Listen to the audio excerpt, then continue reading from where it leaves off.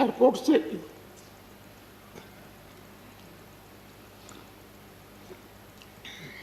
उन्होंने मुझे फोन किया और जैसे अपने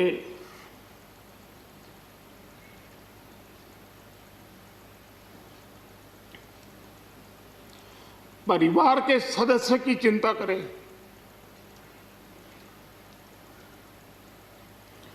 वैसी चिंता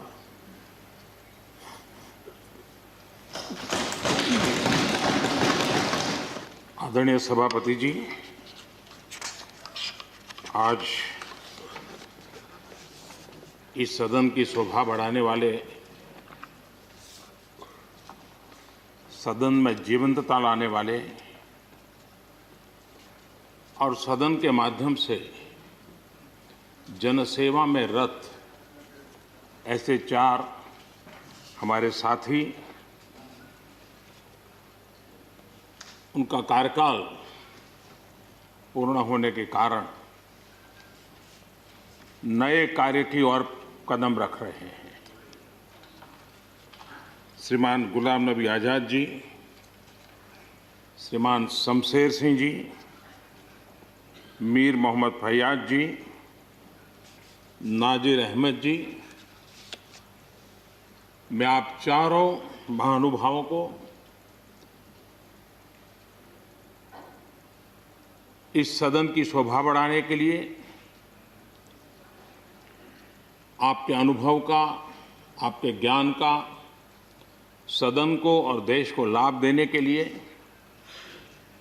और अपने क्षेत्र की समस्याओं का समाधान के लिए आपने जो कुछ भी योगदान किया है, उसके लिए मैं सबसे पहले तो आपका धन्यवाद करता हूं।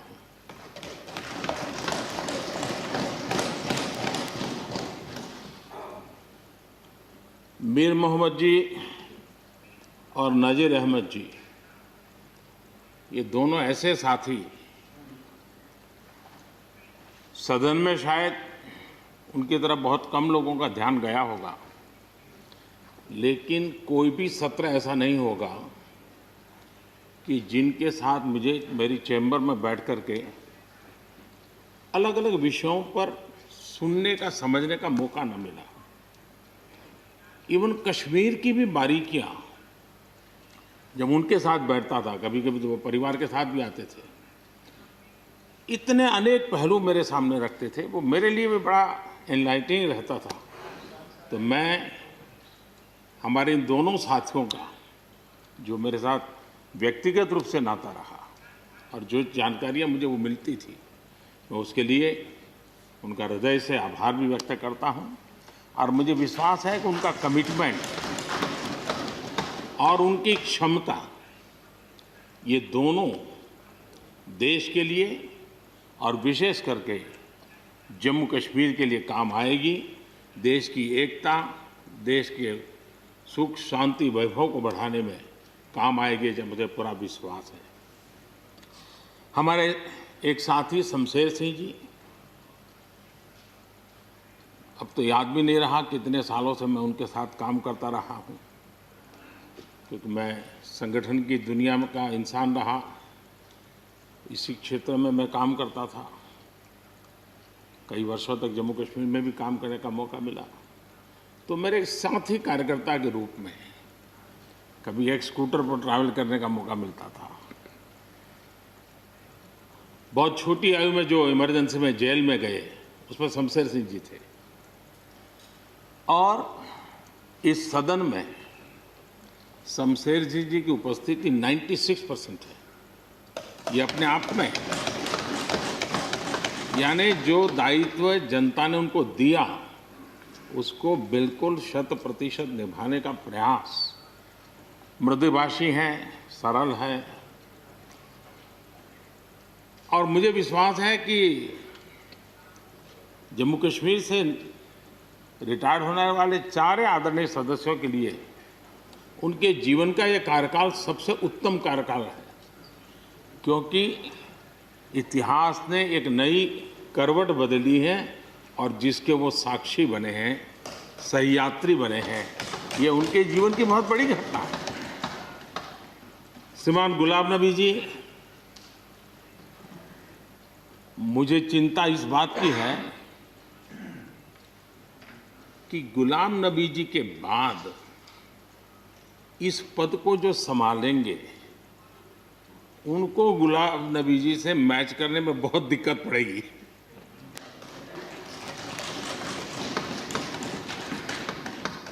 क्योंकि गुलाम नबी जी अपने दल की चिंता करते थे, लेकिन देश की और सदन की भी उतनी ही चिंता करते थे।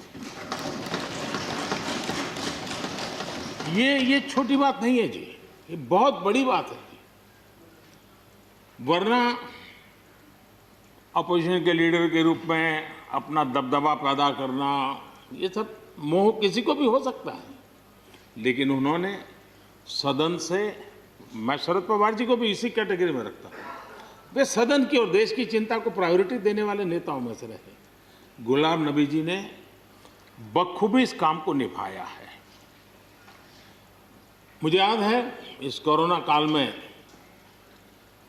मैं एक फ्लोर लीडर्स की मीटिंग कर रहा था, तो उसी दिन गुलाम नबी जी का फोन आया। तो मोदी जी, तो ठीक है आप करते हैं, लेकिन आप एक काम कीजिए, सभी पार्टी लीडर्स की मीटिंग जरूर बुलाइए। मुझे अच्छा लगा कि उन्होंने पार्टी लीडर्स के साथ, सभी पार्टी अध्यक्षों के साथ बैठने का मुझे सुझाव दिया, और मैंने उस मीटिंग को किया भी। वो गुलाम नबी जी के सुझाव पर किया था, और मुझे कहने में, यानी इस प्रकार का संपर्क, और उसका मूल कारण है कि उनको दोनों तरफ का अनुभव रहा है, सत्ता दल का भी और विपक्ष का। 28 साल कार्यकाल, ये अपने आप में बहुत बड़ी बात होती है जी। बहुत साल पहले की बात है, शायद अटल जी की सरकार होगी, मुझे याद नहीं रहा। मैं यहाँ सदन में किसी काम से आया था, मैं तो तब राजनीति में नहीं था, ये इलेक्टोरल पॉलिटिक्स में नहीं था, मैं संगठन का काम करता था। तो मैं और गुलाम नबी जी ऐसे ही लॉबी में गप्पे मार रहे थे, और जैसा पत्रकारों का स्वभाव रहता है, बराबर नज़र लगाए बैठे थे कि ये दोनों का मेल कैसे हो सकता है। हम हंसी खुशी से बातें कर रहे थे, तो हम जैसे ही निकले तो पत्रकारों ने घेर लिया। गुलाम नबी जी ने बहुत बढ़िया जवाब दिया था, वो जवाब हम लोगों के लिए बहुत काम आने वाला है। उन्होंने कहा, भाई देखिए, आप लोग हमको अखबारों में या टीवी माध्यमों में या पब्लिक मीटिंग में लड़ते झगड़ के देखते हो, लेकिन सचमुच में इस छत के नीचे हम जैसे एक परिवार का वातावरण कहीं नहीं होता है। इतनी हमारी आत्महत्या होती है, इतने सुख दुख होते हैं।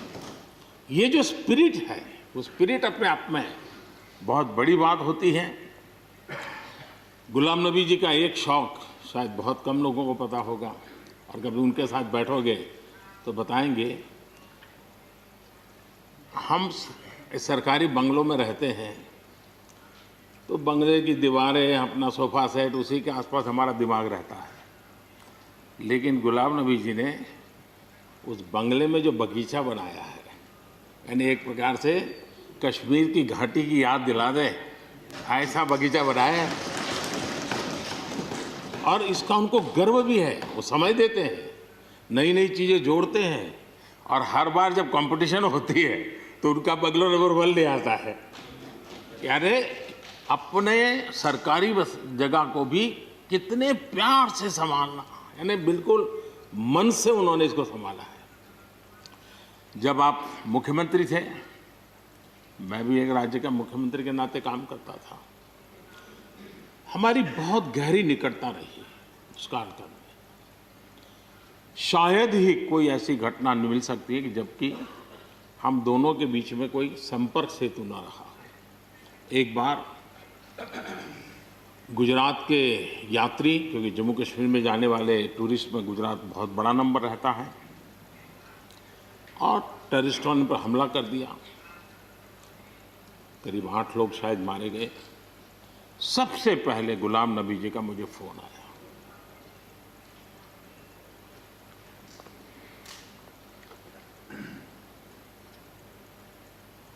और वो फोन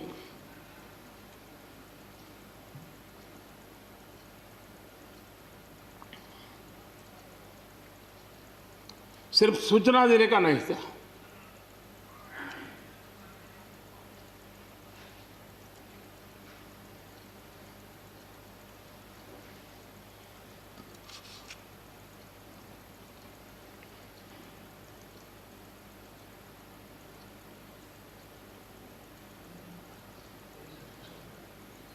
उनके आंसू रुक नहीं रहे थे। फोन पे उस समय प्रणब मुखर्जी साहब डिफेंस मिनिस्टर थे।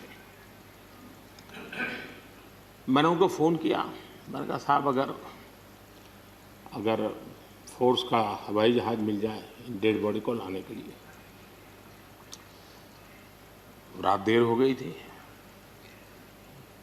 प्रणब मुखर्जी साहब ने कहा आप चिंता मत कीजिए, मैं करता हूँ व्यवस्था। लेकिन रात में फिर गुलाम नबी जी का फोन आया। वे एयरपोर्ट थे।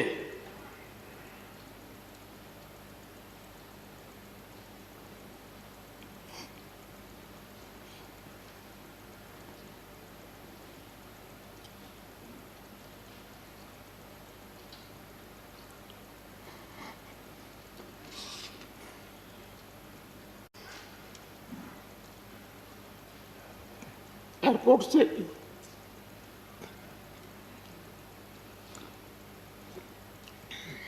उन्होंने मुझे फोन किया और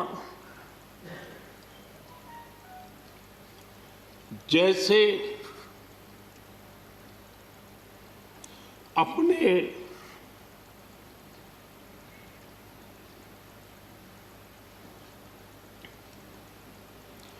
परिवार के सदस्य की चिंता करें,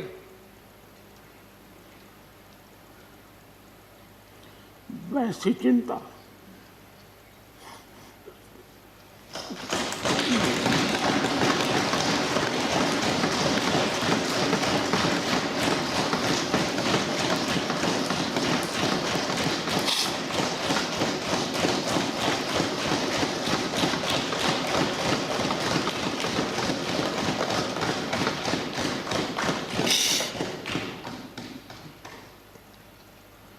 पद, सत्ता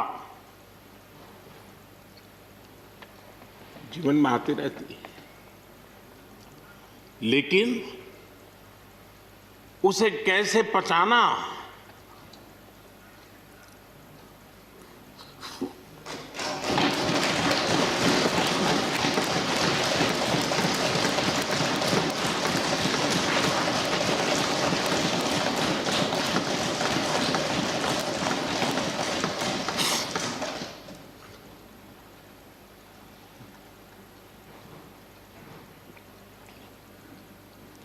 मेरे लिए बड़ा भावुक पल था।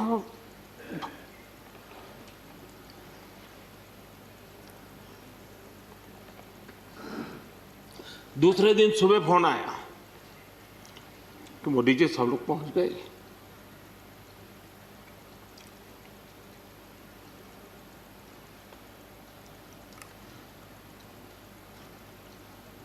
इसलिए एक मित्र के रूप में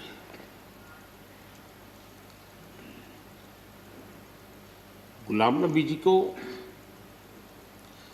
घटना और अनुभव के आधार पर मैं आदर करता हूं।